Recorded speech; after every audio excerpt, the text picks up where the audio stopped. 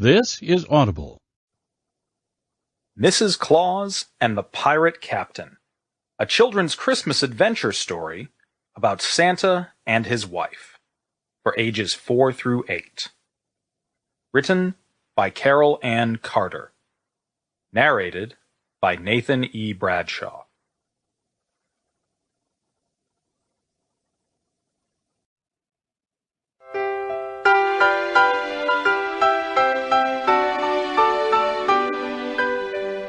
Chapter 1. Santa's Brilliant Idea.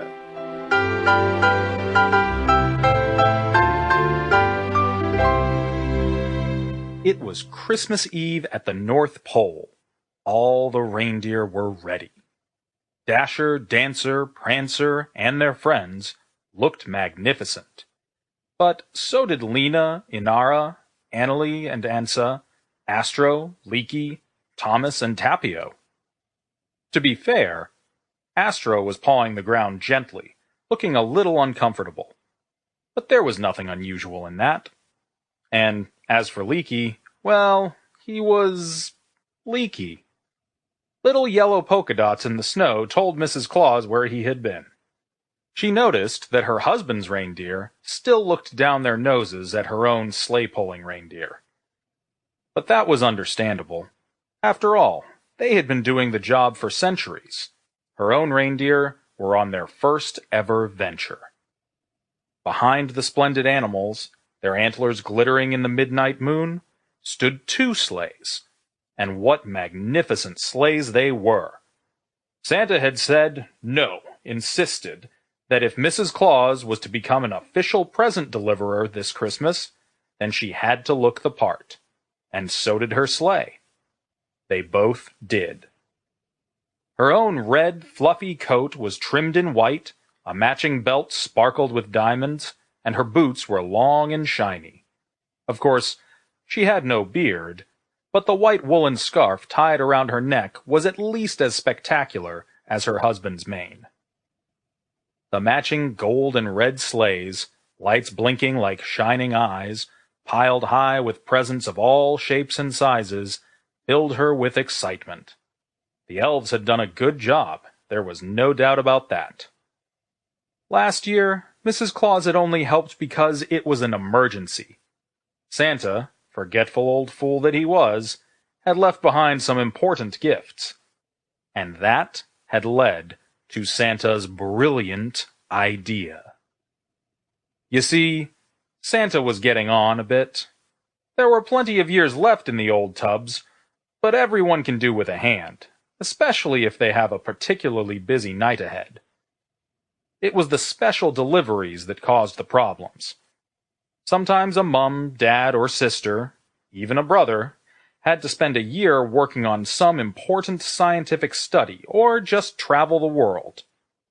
As Santa always said, just because a boy or girl lived hundreds of miles from anybody else, it didn't mean that they were less entitled to a gift at Christmas, as long, of course, as their behavior deserved it. The problem was that having to detour to Antarctica or find some tents in the Sahara took a while, and the reindeer were liable to get grumpy, especially that Prancer. Take the incident a couple of years ago. They'd been running so late, some children in Hawaii, one of his last stops, were waking up by the time he popped down their air conditioning unit. Oh, if only the manufacturers would make those air conditioning units a bit bigger. He was getting on, and so was his tum.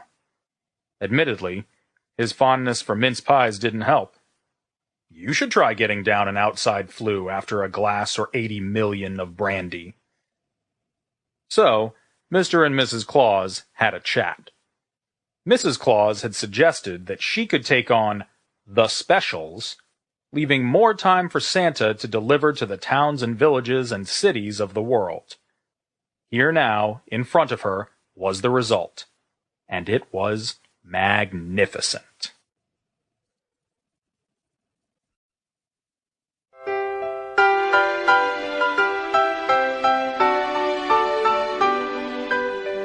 Chapter 2. Mrs. Claus takes off.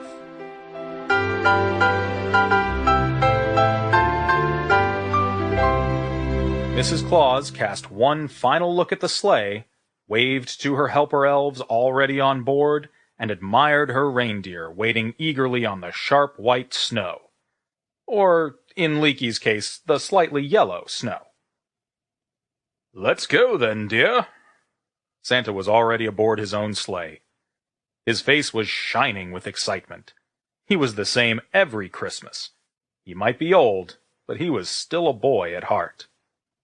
Mrs. Claus clambered aboard and did her final safety check. Seat belts? Check. Present delivery system? Check. Automated carrot dispenser? Check. Although she suspected the reindeer would get enough treats not to need that. "Prepare for takeoff," she instructed. "Flight crew to their seats." The elves belted themselves in, and they headed for the skiway.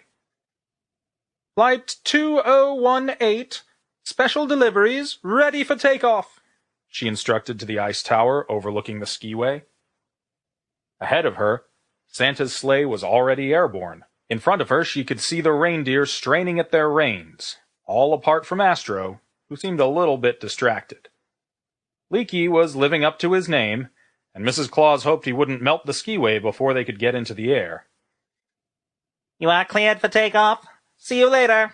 With a cheery wave, the air traffic controller elf gave the go-ahead. Mrs. Claus released the brakes, and with a burst of acceleration, the reindeer headed down the skiway. In seconds, the vibrating sleigh grew calm, and Mrs. Claus knew she was airborne. She pulled down her goggles, which were hidden in a special pocket in the brim of her hat, and was away. "South 0.01 degrees. Estimated time of arrival midnight plus 0.0001 seconds. The navigator elf was enjoying himself. He was a veteran of many journeys with Santa, and was delighted to be back in the air. The first drop was to a research station in the Arctic. Mrs. Claus knew that the box of gifts, some furry gloves, a set of hand warmers, a packet of special hot chocolate with a chocolate dipper, would be very welcome to the lonely scientists working there. They landed, and in a flash, the presents were delivered. They were away again so quickly that not even Leaky had time to leave one of his own special little presents. Next stop, Attu, heading south by south-southwest, 0.8 degrees. Estimated time of arrival midnight plus 5.62 seconds. Attu is a special island in a chain off the coast of Alaska. Most of those islands would not receive their visits for almost 24 hours when the Earth had completed a full circle. But Attu was just on the other side of the international date line. It was already Christmas Day there, but only just.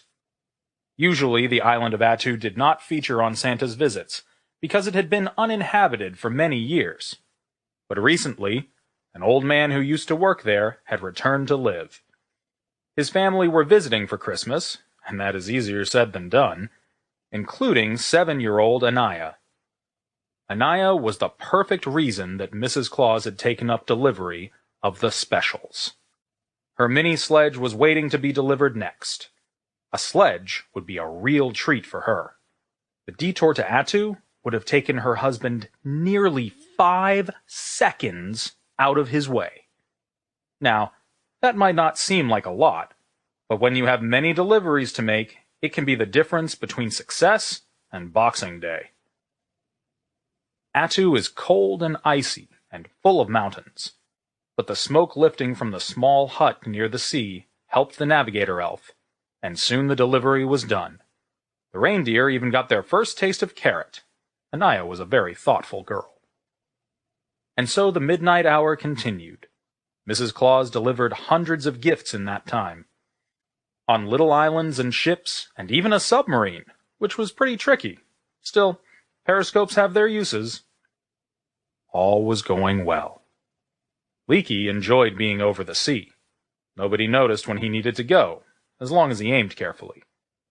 Astro was still not quite himself, but the other reindeer were working together, as the great team they were.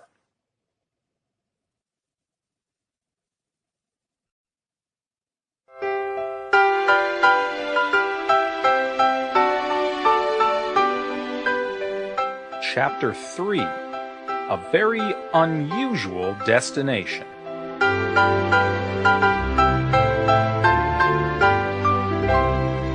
A tricky one next, Mrs. Claus, said the navigator elf. It's a bit unusual. An old-fashioned pirate ship in the Pacific Ocean. Nobody is quite sure what they are up to, and being pirates, they won't be getting any gifts. So, why are we going there? Asked the pilot. Well, there's a child on board, a cabin boy called Wilf. He's a lovely lad, despite all the no-goods he lives with. Santa thought he deserved something, came the reply. Their destination was already in sight when the news came in. Engine trouble, port side 3. The chief engineer elf was calm. Mrs. Claus's sleigh could fly on 7 reindeer, although it would slow them down. Port side 3 was Astro, who had seemed out of sorts since they took off. "Status report," she requested. "Reindeer reports a tummy ache," came the worrying reply. A quick decision was needed. "Okay, we'll land, deliver the present, and review the situation. Prepare for docking." Mrs. Claus was a good captain. They saw the pirate ship grow larger as they descended from their cruising height. It looked odd to eyes used to giant tankers and luxury yachts on the water. 3 masts were tied with rigging, and sails billowed with the Pacific wind.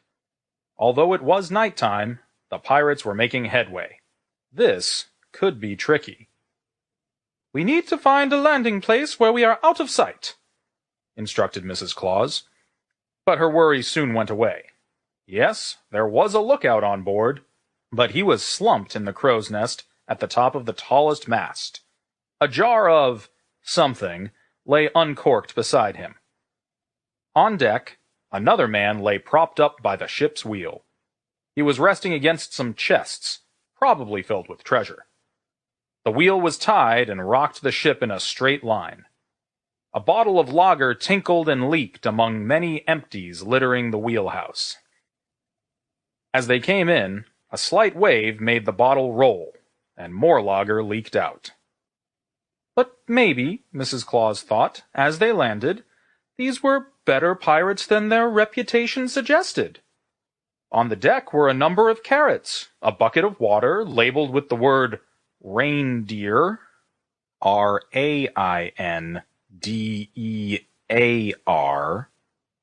Pirates are bad spellers. To her surprise, there was a plate of gorgeous-looking mince pies, spelled mine pies, M-I-N-E-P-I-S-E.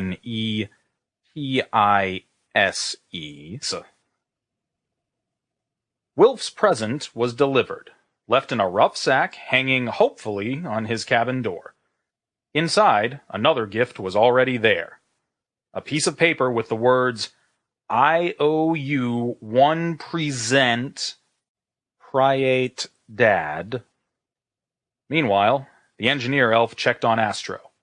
The reindeer was sniffing excitedly at the carrots and enjoying a welcome drink from the bucket.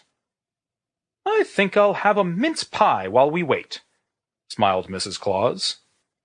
She picked up a beautiful, buttery, flaky mince pie and bit into its spicy middle.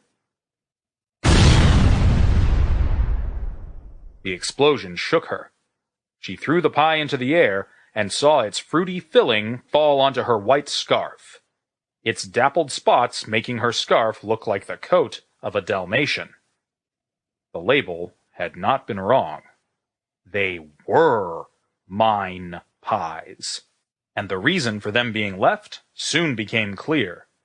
From below decks swarmed a group of men with dark beards, patches over their eyes, even a wooden leg or two. The 2 drunk men had only been pretending.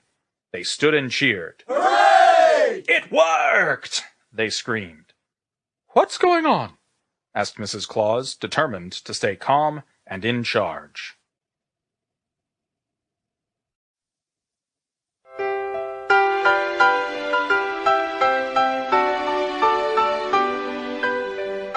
Chapter 4. Kidnapped.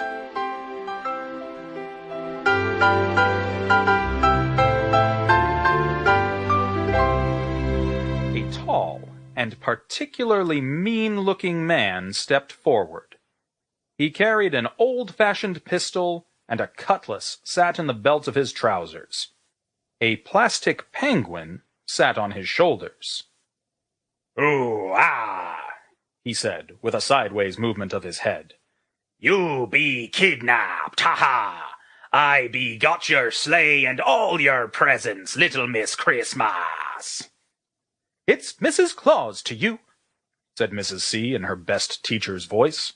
"And take that penguin off your shoulder. It looks ridiculous." "What you be meaning, woman?" the pirate asked. "I be Captain Crow, and this be me Hawk. You be walking the plank into the old briny if you don't watch your step." "It's a plastic penguin," she told him. "Well, you try to find Hawks out here." Captain Crow looked like he'd been told off. "Anyways, we's gonna take your treasure. It'll be like Christmas. Hee hee." He raised his arms and fired the pistol in the air. The pirates cheered. Hooray! And the man in the crow's nest let out a squawk and tumbled to the deck. "You need to be careful where you're pointing your pistol," admonished Mrs. Claus. He be food for the sharks now," said the wicked captain, rolling the poor pirate over the side. "Right, men, empty that sleigh!" "You'll never catch us in this old cutter. Reindeer, prepare to—" Mrs. Claus stopped in her tracks as Engineer Elf tapped her on the shoulder. She turned to look and saw 7 sleeping reindeer. Astro was still standing, but looking very uncomfortable. The carrots were covered in sleeping powder, explained the engineer. They all had some, except Astro, whose tummy hurt too much. We're stuck. Mrs. Claus thought that she might have been better off at home in the North Pole, but only for a second. She was a woman of action. A bunch of pirates was nothing to be scared of. She was just thinking this when a smiling face appeared from below decks. A couple of arms rose in the air, and the face stretched into a yawn. Then, halfway through, the face stopped, unsure which emotion to express first.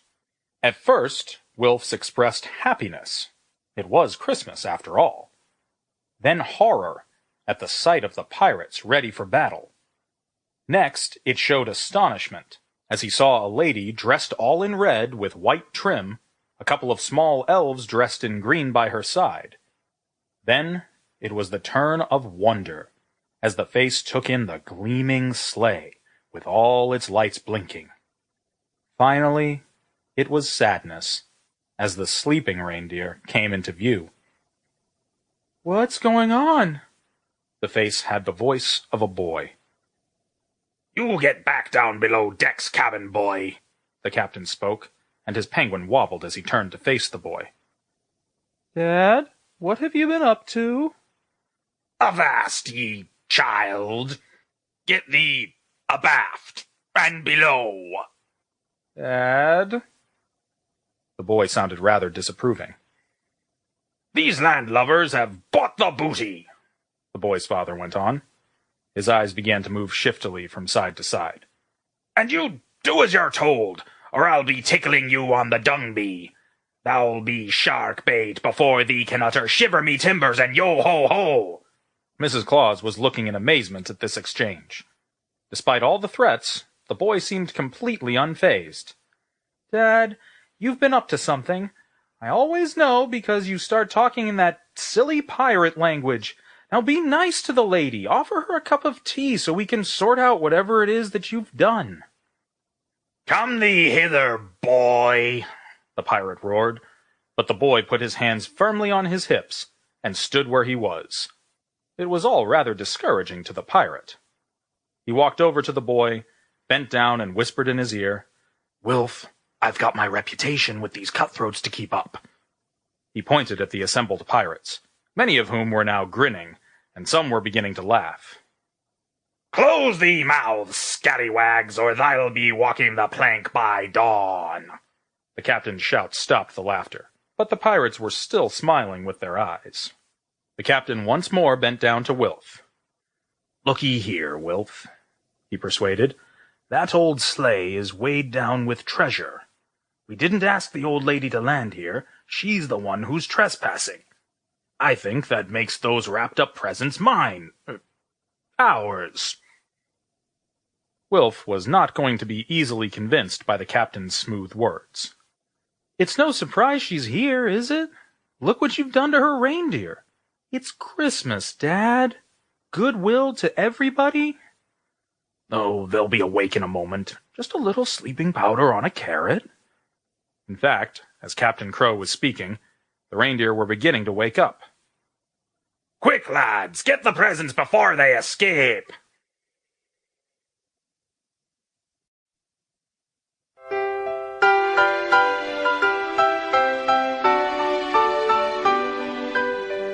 Chapter 5. The Stolen Presents.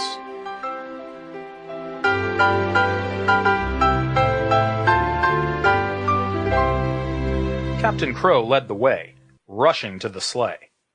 With much pulling and tearing, he started to remove the gifts that were meant for deserving children and adults. The pirates followed suit. Even Wilf's cries of, "No, leave them!" made no difference. Soon, the deck was covered with beautifully wrapped parcels. There was no more room, but the sleigh was still full. Drop the anchor. We need to think about this, said Captain Crow. He sat on a pile of boxes, which began to flatten under his weight. Then, with a tinkle of broken glass, he fell to the deck. There goes Mrs. Smith's crystal vase. She's been hoping for that for 5 years, said Mrs. Claus with annoyance. Aye, maybe. But what about my bum? He said, rubbing hard. You deserve everything you get. Mrs. Claus was offering no sympathy. Near the wheel, the coxswain found the whole incident rather funny. As the moonlight peeped out from behind the clouds, everyone could see something awful. Awfully funny, that is. The captain's bare bottom was peeping through the hole in his breeches, made by the broken glass. See your bum, he laughed. We all can. You've torn your breeches. Captain Crow felt behind him and pulled at the tatters of his trousers. Why, you rapscallion! It's in the briny for you! He rushed towards the coxswain, who immediately stopped laughing. The ocean looked cold and dark. But Captain Crow had overlooked something. Leaky had enjoyed a long sleep and had been standing with his legs crossed for some time now. He could hold on no longer. As the wicked pirate raced over the deck, the dry wood suddenly turned wet and very slippery. Captain Crow's legs shot out in front of him. His arms waved for a second or two, then with a loud thump, he hit the deck. He sat still for a moment, then slowly toppled backwards as he lay directly under Leaky. Not the best place to sit, laughed Mrs. Claus. Leaky was not finished yet, and the pirate got his morning shower earlier than was usual. All the pirates laughed. Wilf doubled over, clutching his sides as he watched the warm water trickle down his father's face. Even Mrs. Claus smiled. Astro's tummy started to gurgle and rumble loudly. I told him he shouldn't have eaten all the apples, said Mrs. Claus. Get those presents opened, ordered Captain Crow angrily. He did not like to be made to look foolish. He grabbed one and got ready to tear off the paper. Then he saw the label. To Granddad, lots of love, Sasha, it said.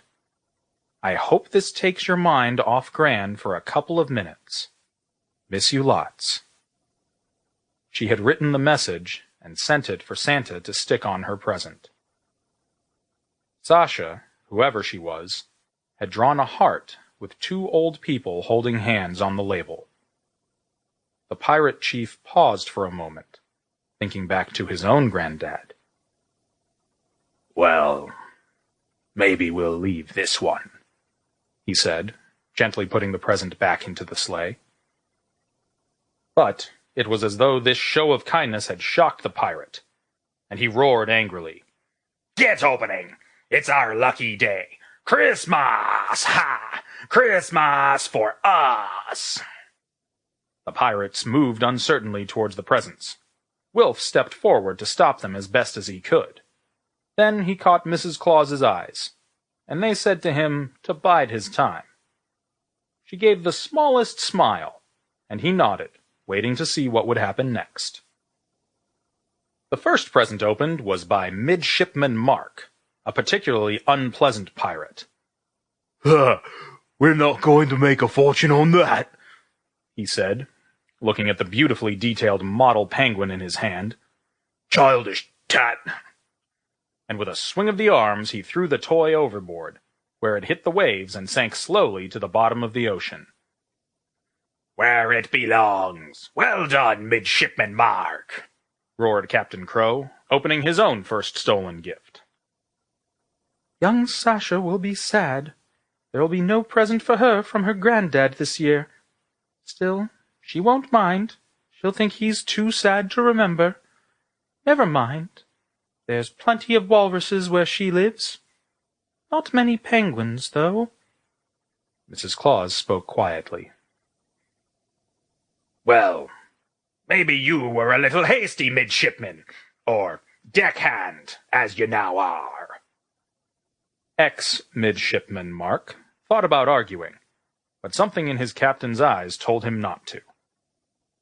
Captain Crow put down the present he was about to open, and looked at his crew and the goodies they were starting to reveal. First Mate Frank held up a lovely set of dolls, all dressed in uniforms of nurses and doctors. "We can sell this when we dock," grinned Frank. Yes, said Mrs. Claus, that's a good idea, although you won't get near the value of it. "We'll do well enough," boasted the first mate. Perhaps you will, came the reply. It was for Millie, whose mummy is a doctor deep in the jungle. She has to work on Christmas Day, so she thought that Millie could pretend to be a doctor as well. Then she might not miss her mummy too much. "Perhaps you should wrap that one up again," ordered Captain Crow at half volume, which was still pretty loud. Next, Quincy the quartermaster opened a plastic cutlass, bejeweled with colored stones. "I'll keep this myself," he roared, swishing it around his head and threatening to whack a nearby shipmate. You do that, advised Mrs. Claus. It was for Brian. His mummy and daddy haven't got much money, but they know that he loves pirates. They saved up for weeks to buy him that. There's a pirate uniform somewhere in the pile of presents around your feet. It won't fit you, but why don't you take that as well? Brian knows his mummy and daddy haven't got much money, so he won't be expecting anything. They live in a little shed, you know, halfway up a mountain. There's no work for daddy when it snows. Quincy stopped waving the sword around. He stuck it in his waistband. Sean the shipmate was next. "A silver picture frame. This'll be worth a few bottles of grog. I'll just take out this rubbish picture." He started to open the frame, to remove a picture of a dog smiling up at the camera that had captured its image. Ah, Georgie. He's lovely, isn't he? Explained Mrs. Claus. That picture was meant for Jack. He had to move to a small island because of his daddy's job. Georgie's quite old, and he wouldn't have managed that journey. The photo was sent by Georgie's new owner, just to show that he was getting on well. Wilf noticed that the deck had gone quiet. Those pirates with presents in their hand had stopped unwrapping. There were thoughtful expressions on their faces. Come on, men. Let's get this treasure opened." Captain Crow tried to get his men going again, and seized a present himself, tearing off the wrapping.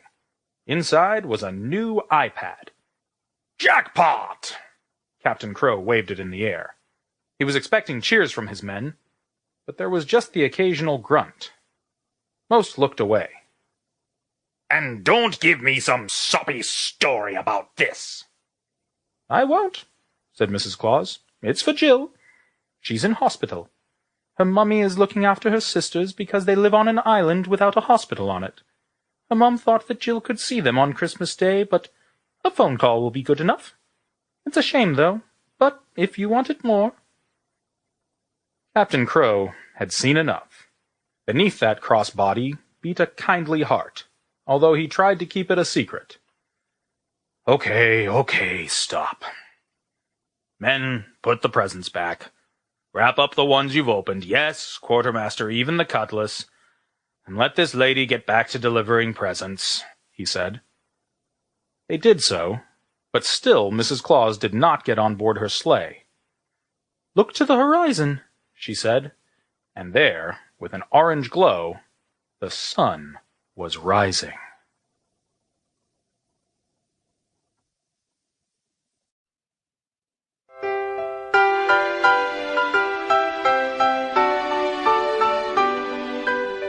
Chapter 6. Christmas is canceled.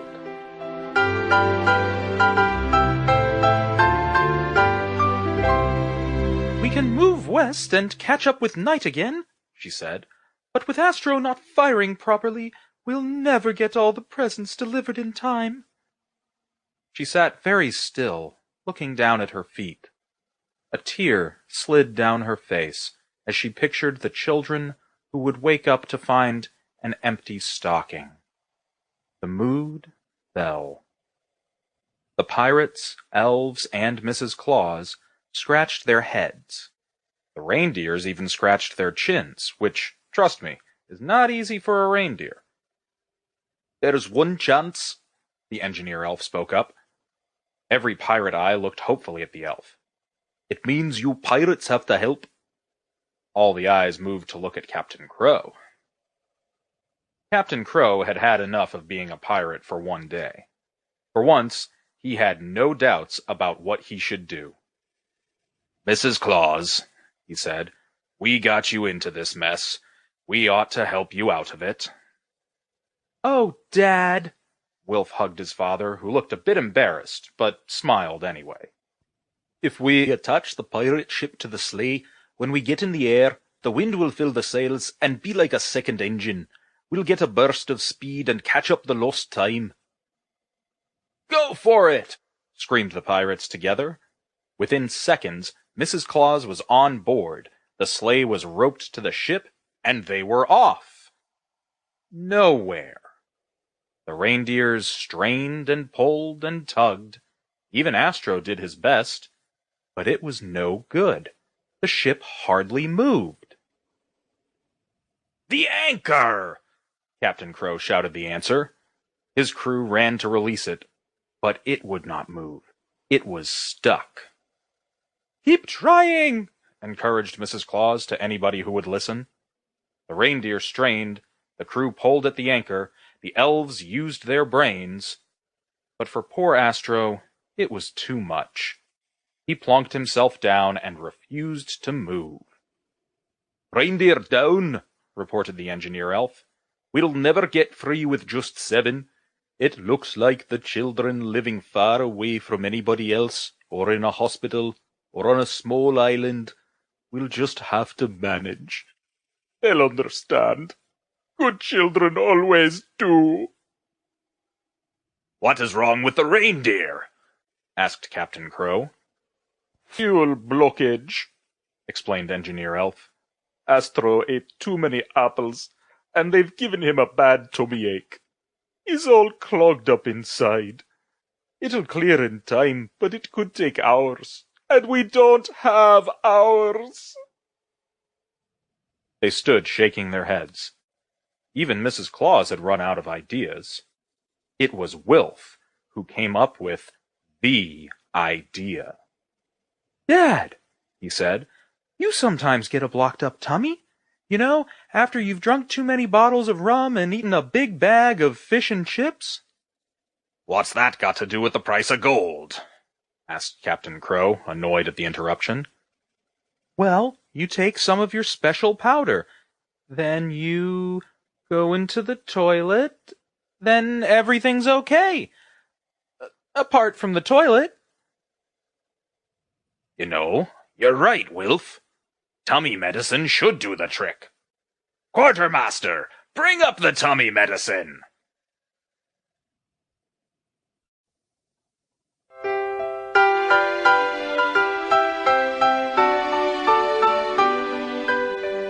Chapter 7 Astro Saves the Day.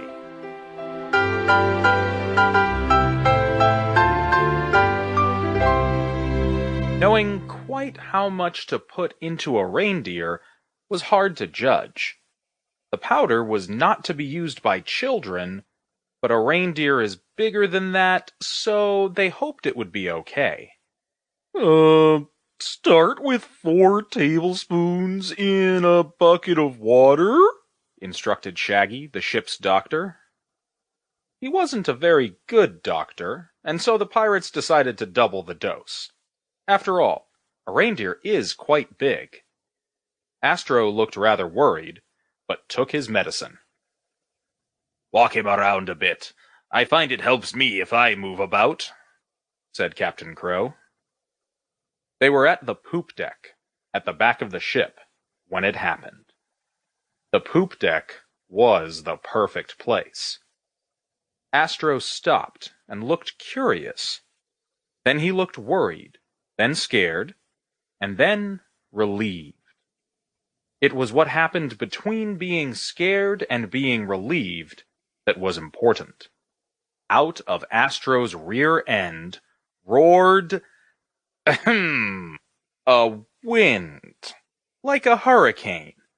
It burst into the sails, filling them. The ship lurched, then with a snap, the chain holding the anchor split and crashed into the water. The ship had broken free. "Take off!" roared Mrs. Claus. With the reindeer galloping across the night sky, the sleigh and the ship moved like lightning. Then, for a microsecond, the sails began to lose their energy. Everyone held their breath. Just at that moment, the real wind caught the sails, and they burst forwards again. As they surged forward, there was a loud cheer from the pirates. Hooray! Astro rushed to take his place in the engine room, adding even more speed to the sleigh. "Captain Crow, you saved the day!" shouted Mrs. Claus. There was a cheer. Hooray! But, as everybody on board sought to congratulate the good pirate, it died in their throat. Captain Crow was nowhere to be seen.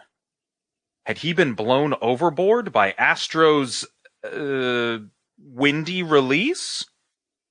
At the back of the ship stood a brown statue. It had not been there before. As all eyes were staring at the statue raised one arm. 2 spots of white popped open where its eyes should be. Captain Crow had taken the full force of Astro's explosion. It was not a pretty sight.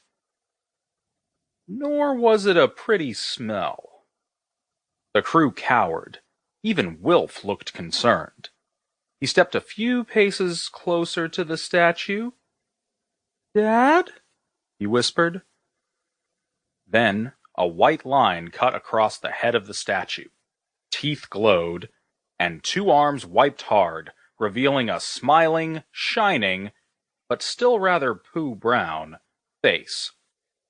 Captain Crow and his crew, to the rescue! He grabbed a cloth, cleaned his penguin, and then himself. Let's get going. There's presents to be delivered, he screamed. Pirates and elves worked hard that night. They traveled at the speed of light. They found boats in the ocean, huts in mountains, lonely hospitals, and solitary boarding schools. And soon, there was only one more house to visit. It was a small community on a tiny island, the houses with metal walls. Scientific equipment was littered around. In the darkness, it was just about possible to make out a sign. It read, Aleutian Islands Walrus Preservation Research. A nightlight shone through one window, where a small girl could be seen sleeping. A stocking was hanging from the end of her bed. Some homemade snowflakes hung from her ceiling, and there were plenty of real ones outside. Sasha's room was spelt out in colored letters on the other side of her open bedroom door. On a shelf stood a collection of model penguins, and in the center was a large gap. "Ah, well, nothing for Sasha any more. Hers ended up in the ocean, I seem to remember," said Mrs. Claus, lifting presents labeled with the names of her parents. "But she'll enjoy watching her mummy and daddy open their gifts, and at least they are together for Christmas. Sometimes families are separated when parents are working a long way from home." Mrs. Claus sighed. She didn't like to see any child disappointed. "Wait a minute," she heard Captain Crow call. He crept up to the sack, and inside placed a large gift, wrapped in ship's sacking. Mrs. Claus looked and noticed that his penguin was gone from his shoulder. Captain Crow smiled. With the last present delivered, it was time to say their goodbyes. There was much backslapping between the pirates and the elves. Meanwhile, Mrs. Claus gave young Wilf a big hug and whispered, "See you again next Christmas," before jumping onto the sleigh and heading off. The ship headed south to warmer waters, and Mrs. Claus set off north for a special dinner with Santa Claus and the elves, to be followed by a good long rest.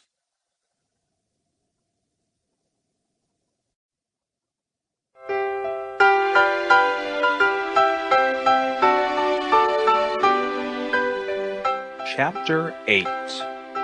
Back at the North Pole.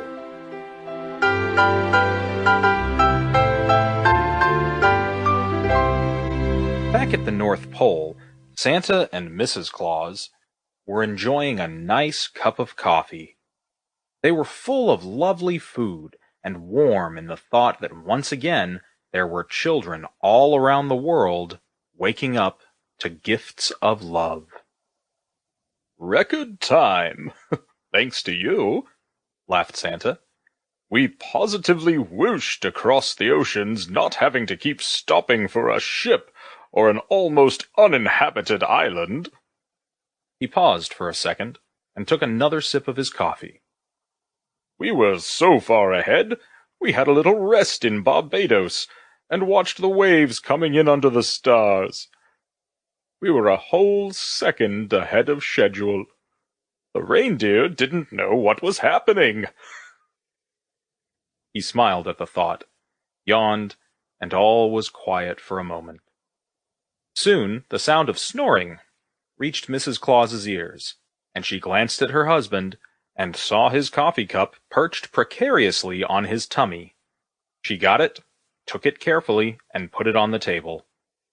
Mrs. Claus looked at her sleeping husband, his bulging tummy rising and falling steadily, and she smiled. She couldn't wait to see what adventures she'd have next year, and neither could Lena, Inara, Annalie, Ansa, Thomas, Tapio, Astro, or Leaky.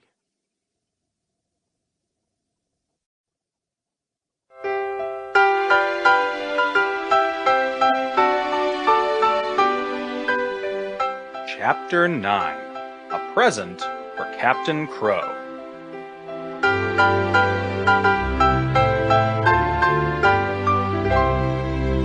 A few hours later, the ship was far enough south for Captain Crow to be sure they wouldn't bump into an iceberg.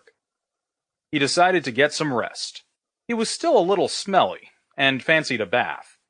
It would be his Christmas present to himself. He had his soak, in pirate bubble bath, of course, then headed to his room for a good snooze. There, on his pillow, sat a small box with a tiny red bow and shiny red paper covering it. A little label was pushed under the ribbon. It just said, "Thanks, Mrs. C." Captain Crow felt tears coming into his eyes. He hadn't received a present since his granddad had died when he was just a little boy. They were tears of remembering, of happiness, and of knowing he had done a good deed. He decided to wait to open the gift. He knew he'd enjoy it more when he was wider awake. So it was many hours later that he took the box and carefully unwrapped it. Inside was a small box of raisins. He loved raisins. He would really enjoy them. Captain Crow took the raisins up on deck. He'd share them with Wilf, he decided. Next year, he would make sure the boy got a real Christmas present instead of an IOU. But for now, they could share the raisins together. He opened the box and shook some into his son's hand. He popped one into his own mouth and chewed with pleasure. His second raisin was held up, ready to follow the first, when Wilf pointed, his jaw dropping open. "Polite pirates don't eat with their mouths open," Captain Crow started to say. Then he saw why the boy was pointing. An object was getting closer. It was blue and red and yellow and orange and all colors of the rainbow. Soon they could see it was a bird. And then, with a whoosh of wings and a squawk, the raisin was snatched from Captain Crow's hand. He felt a thump on his shoulder and looked straight into the face of a real, live parrot. "Hello, Dad! Hello, Dad! Hello, Dad!" it squawked. "Nice raisin!" The end.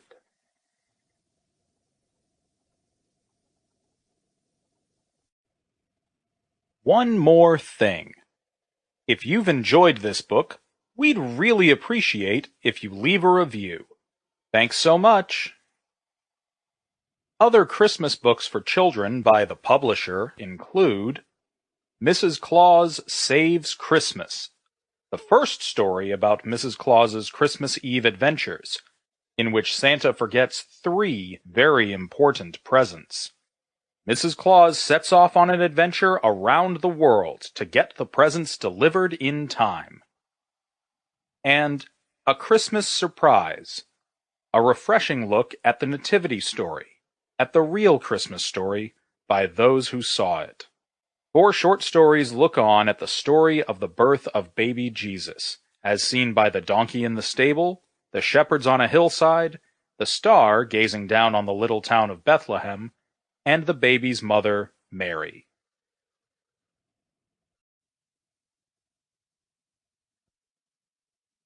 This has been Mrs. Claus and the Pirate Captain, a children's Christmas adventure story about Santa and his wife, for ages 4 through 8. Written by Carol Ann Carter.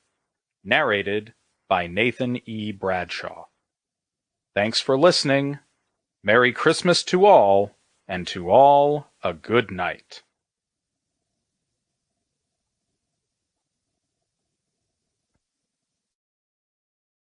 Audible hopes you have enjoyed this program.